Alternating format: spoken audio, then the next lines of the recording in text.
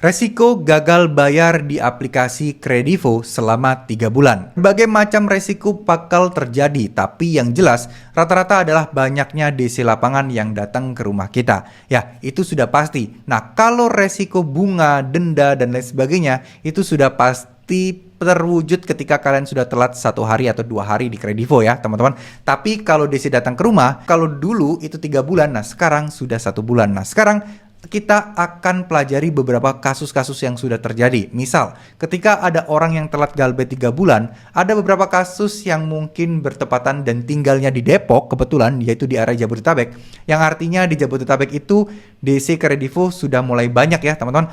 Beliau sudah didatengin DC Kredivo ke kantor beliau sudah 3 kali. Karena sudah telat lebih dari 3 bulan. Jadi bulan pertama itu sudah ada, terus kemudian bulan kedua, kemudian bulan ketiga itu sudah ada. Dan DC Kredivo ini selalu berada di kawasan tersebut. Di akhir-akhir ini, DC Kredivo selalu menagih lebih gencar lagi. Jadi dari hal ini kita bisa simpulkan, nggak hanya datang ke rumah, DC Kredivo juga ternyata bisa datang ke kantor kalian. Jadi kalian juga harus waspada, kalian juga mungkin bisa antisipasi dan kuatkan mental aja.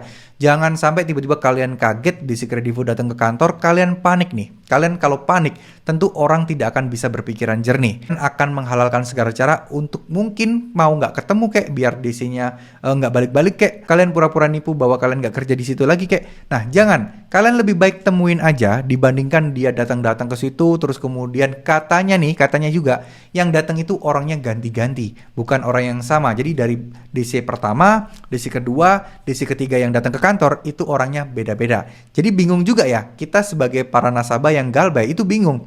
Perasaan kemarin ada yang datang tapi beda, terus kemudian sudah ngomong, sudah kesepakatan, tapi ini datang baru lagi ya bikin kesepakatan ulang dan lain sebagainya. Ya memang seperti itu.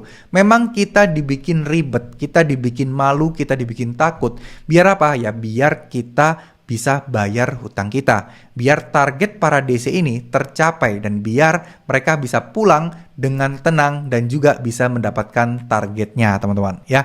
Tapi buat orang-orang yang memang masih belum ada uangnya, please nggak usah dipaksakan, nggak usah bayar, nggak usah kalian nekat nggak usah kalian nekat mulu kalian harus bayar hari itu juga sampai minjem uang teman di kantor, jangan.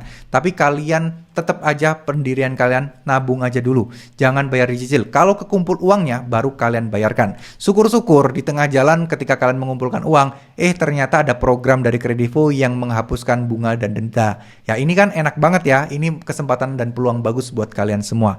Oke, mungkin segitu dulu video kali ini. Semoga video ini bisa memberikan bantuan kepada kalian dan mengerti apa saja kira-kira yang akan terjadi jika kalian sudah telat atau gagal bayar di Kredivo. Tapi ingat, ini lokasi ceritanya adalah di Jabodetabek yang memang kenyataannya banyak DC Kredivo di sana. Untuk di kota-kota lain memang sudah mulai ada, tapi ingat tidak sebanyak Jabodetabek. Jadi bisa kemungkinan kalian baru didatengin 3 bulan dan kalian cuma didatengin 1 kali DC. Nah itu beragam. Tapi bukan itu inti dari video ini. Inti dari video ini adalah bagaimana kalian menguatkan mental kalian, mempersiapkan kalian untuk menghadapi DC lapangan Kredivo yang datang ke rumah atau ke kantor kalian. Terima kasih. Mohon maaf jika ada salah-salah kata. Wassalamualaikum warahmatullahi wabarakatuh.